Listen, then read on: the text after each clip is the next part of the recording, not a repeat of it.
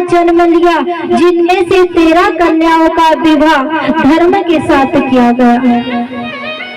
और इनकी जो सबसे छोटी कन्या थी सती, इनका विवाह बाबा भोलेनाथ के साथ किया गया।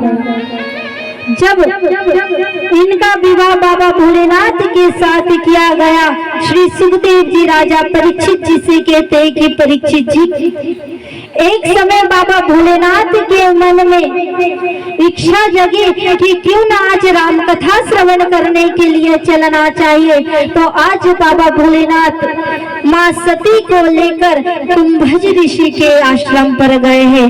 बाबा मानस में बड़ी सुंदर चौपाई लिखते हैं, एक बार त्रेता युग माही, एक बार त्रेता युग माही, एक बार त्रेता युग माही, एक बार त्रेता युग माही, शंभु गए कुंभज ऋषि माही, शंभु गए कुंभज माही, शंभु गए कुंभज ऋषि माही, शंभु गए कुंभज ऋषि माही, संग सती जग जननी भवानी, संग सती जग जननी भवानी, संग सती जग जननी भवानी, संग सती जग जननी भवानी, पूजे ऋषि अखिलेश्वर दानी, पूजे ऋषि अखिलेश्वर दानी, पूजे ऋषि अखिलेश्वर दानी, पूजे ऋषि अखिलेश्वर दानी, श्री राम जय राम जय जय रामा, श्री राम जय राम जय जय राम। त्रेता युग का समय था। एक बार बाबा भोलेनाथ के मन में विचार आया कि क्यों ना राम कथा श्रवण करने के लिए चलना चाहिए। जैसे ही बाबा भोलेनाथ के मन में विचार आया तो आज माँ सती को लेकर गए हैं कुंभज ऋषि यानी अगस्त ऋषि के आश्रम पर। जैसे ही अगस्त ऋषि के आश्रम पर गए तो यहाँ पर बाबा भोलेनाथ को देखकर अगस्त ऋषि ने पूजन किया है। जैसे ही अगस्त ऋषि ने पूजन किया और पूजन करने के बाद बाबा को सुंदर आसन दिया है बैठने के लिए। माँ सती को सुंदर आसन दिया और कहा, बाबा मैं आपकी क्या सेवा कर सकता हूँ। बाबा भोलेनाथ ने कहा कि आप हमें राम कथा श्रवण कराइए। जैसे ही कहा कि आप हमें राम कथा श्रवण कराइए तो आज माँ सती के मन में संशय आ गया कि जिन्होंने हमारी पूजन किए वह हमें क्या कथा श्रवण कराएंगे। पर यहाँ पर अगस्त ऋषि ने पूजन इसलिए की थी कि बाबा भोलेनाथ अखिलेश्वर है, भगवान समझकर पूजन किया था। पर माँ सती के मन में संशय आ गया और जैसे ही माँ सती के मन में संशय आया है तो आज कथा जब अगस्त ऋषि श्रवण करा रहे पर माँ सती कथा श्रवण नहीं कर रहे, क्योंकि जिसके मन में यदि एक बार संशय आ जाए, अभिमान आ जाए कि मेरे जैसा कोई नहीं है, मैं जो कर सकता हूँ वही हो सकता है, मैं हूँ तो आज इनका काम हो रहा है, जिसके मन में संशय आ जाए समझ लेना वो कभी भी भगवान की कथा श्रवण नहीं कर सकता। आज माँ सती के मन में संशय आया है तो माँ सती ने कथा श्रवण नहीं की। बाबा भोलेनाथ को कथा श्रवण कराइए और आज अगस्त ऋषि उस समय की कथा श्रवण करा रहे जब भगवान आज माँ सीता के साथ वन में भ्रमण कर रहे उस समय की कथा श्रवण करा रहे और कह रहे कि आज माँ सीता को रावण ने हरण करके लेकर गया है और भगवान श्री राम उन्हें ढूंढ रहे हैं। जब यह कथा श्रवण कराई तो माँ सती मन में सोचती है कि यदि यह परमात्मा थे और पृथ्वी पर जन्म लेकर आए थे तो क्या यह सीता जी का पता नहीं लगा पाए? यह तो स्वयं भगवान थे ना। यहाँ पर भी माँ सती के मन में संशय आ गया। आज बाबा को कथा श्रवण कराई अगस्त ऋषि ने, और जब कथा श्रवण कराई तो यहाँ पर बाबा ने मानस में लिख दिया है कि सुनी केवल महेश अपरम सुख मानी। राम कथा केवल बाबा ने सुनी थी, माँ सती ने नहीं सुनी थी। यदि माँ सती इसे श्रवण करती तो यहाँ पर माँ सती का नाम लिख दिया जाता, पर बाबा ने यहाँ पर तुलसीदास जी ने लिख दिया है सुनी केवल महेश अपरम सुख मानी। राम कथा केवल बाबा ने सुनी थी, माँ सती ने नहीं। आज जैसे कथा पूर्ण हुई है और बाबा ने अगस्त ऋषि से कहा, कहो बाबा क्या मांगना चाहते हो? तो आज अगस्त ऋषि ने कहा कि बाबा मैंने जिनकी कथा आपको श्रवण कराई है उनकी भक्ति मुझे प्रदान कर दीजिए। आज उनकी भक्ति प्रदान किए और बाबा भोलेनाथ माँ सती को लेकर वहां से चले हैं, पर माँ सती के मन का संशय दूर नहीं हो रहा है। और बाबा भोलेनाथ मन में विचार करते हैं कि काश जिनका कथा श्रवण किए, जिनका चरित्र श्रवण किया है, उन भगवान के मुझे दर्शन हो जाए। जैसे मन में विचार करते हैं तो आज राम जी लक्ष्मण जी के साथ माँ सीता को ढूंढ रहे हैं। जैसे ही नजर नीचे करके बाबा भोलेनाथ ने देखा तो स्वयं भगवान श्री राम के दर्शन हुए। आज बाबा भोलेनाथ ने उन्हें प्रणाम किया है और कहा, देखो देवी वह जा रहे भगवान श्री राम और लक्ष्मण। पर माँ सती के मन से जब संशय दूर नहीं हुआ तो आज बाबा भोलेनाथ ने कहा कि जाकर आप उनकी परीक्षा ले सकती हैं। तो आज माँ सती भगवान श्री राम की परीक्षा लेने के लिए गई है। जैसे ही भगवान श्री राम की परीक्षा लेने के लिए गई, बाबा भोलेनाथ आज एक बड़ वृक्ष के नीचे वापस बैठ गए हैं, तपस्या में बैठे। आज माँ सती जैसे ही भूमि पर परीक्षा लेने के लिए गई तो माँ सीता का रूप धारण कर लिया है। जैसे ही माँ सीता का रूप धारण किया है और राम जी के आगे आगे चलने लगी। जैसे राम जी के आगे आगे चलने लगी तो लक्ष्मण जी ने कहा, भैया यह जा रही है हमारी माँ सीता। तो राम जी ने कहा कि भरत यह सीता नहीं है हमारी सीता कभी भी हमसे आगे नहीं गई है। यह तो माँ सती है जो आज सीता का रूप धारण करके आई है। और कहा कि माँ सती आप कहाँ भ्रमण कर रही हो इस घनघोर वन में? आप अकेले क्यों यहाँ पर भ्रमण कर रही हो? मैंने यहाँ पर सीता को अकेले छोड़ दिया था तो कोई दुष्ट उनका हरण करके लेकर चला गया। आप बाबा भोलेनाथ के साथ भ्रमण कीजिए। और कहाँ है बाबा भोलेनाथ? माँ सती को जब यह बात कही तो माँ सती मन ही मन सक्षाने लगी है और बाबा भोलेनाथ के पास गई है।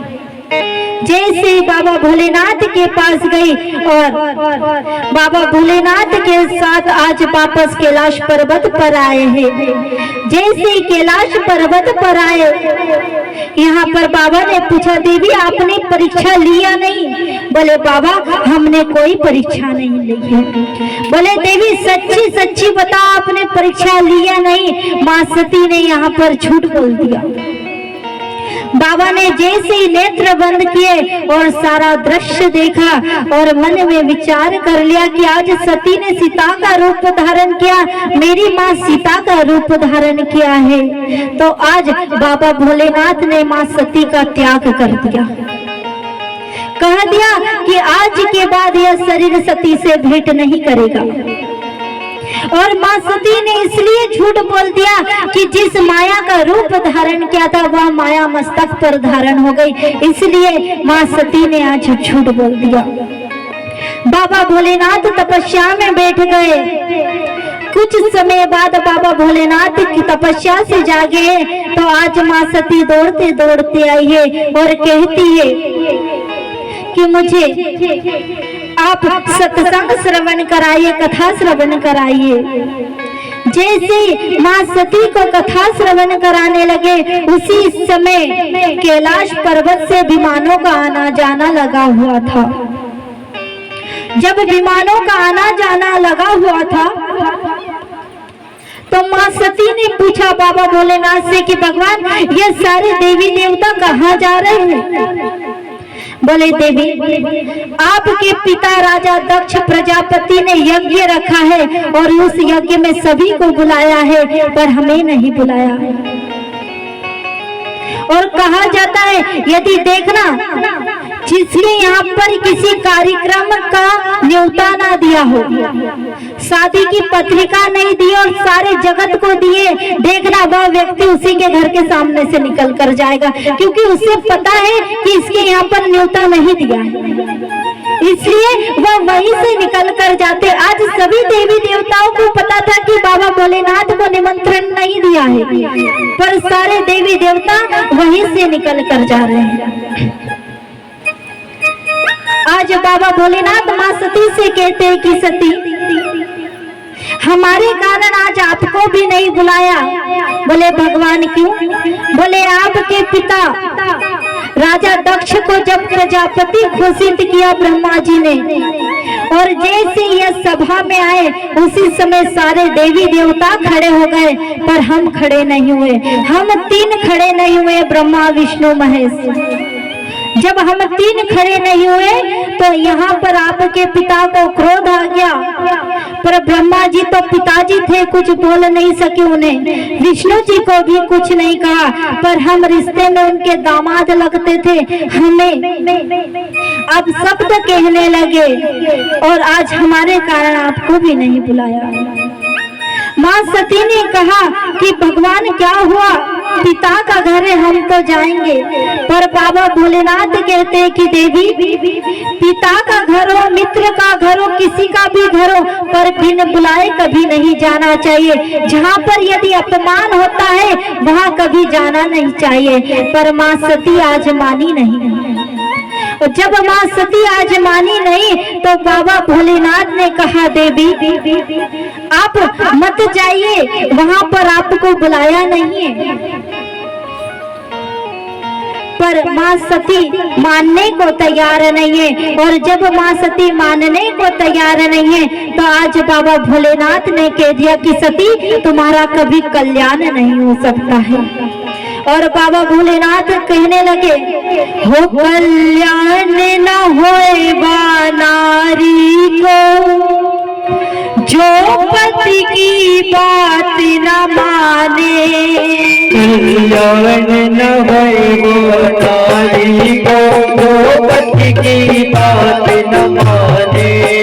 कल्याण न होएगा नारी को जो पति की बात न माने। कल्याण न होएगा नारी को जो पति की बात न माने। जो पति की बात न माने, जो पति की बात न माने, जो पति की बात न माने, जो पति की बात न माने। कल्याण न होएगा नारी को जो पति की बात न माने। कल्याण न होएगा नारी को जो पति की बात न माने।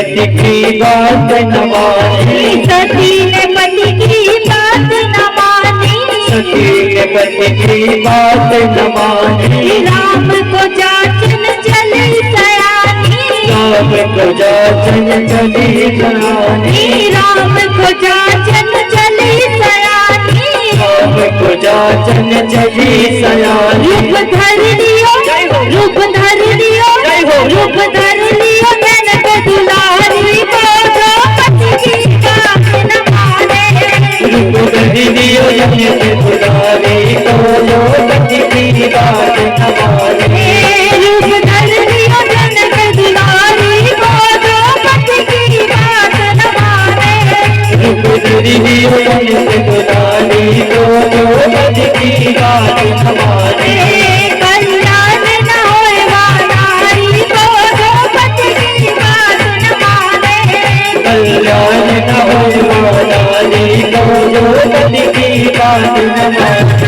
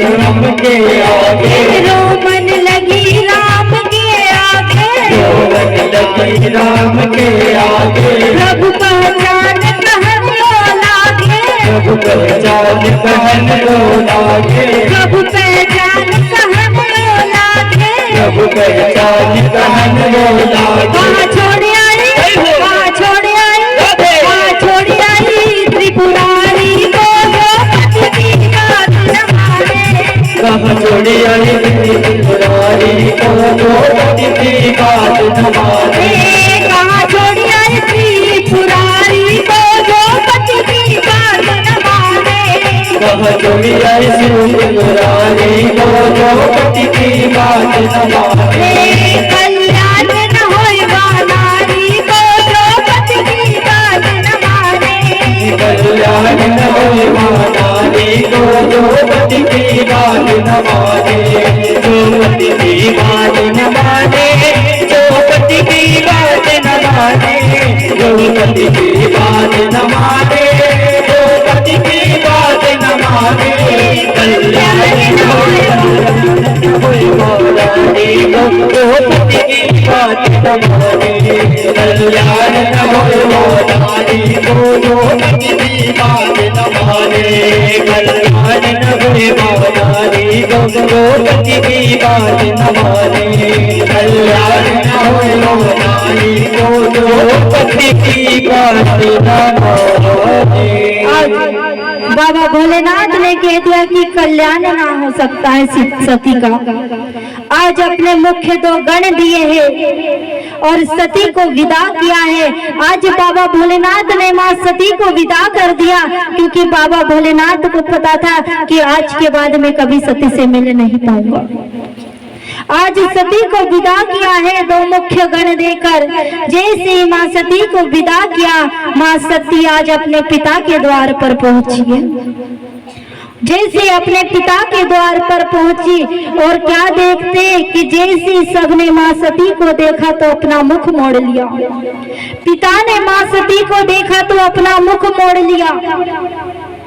बहनों ने जैसे सती को देखा तो हंसने लगी और कहने लगी, देखो तो आज इसके पति का इतना अपमान हुआ, तब भी यह आ गई यहाँ पर।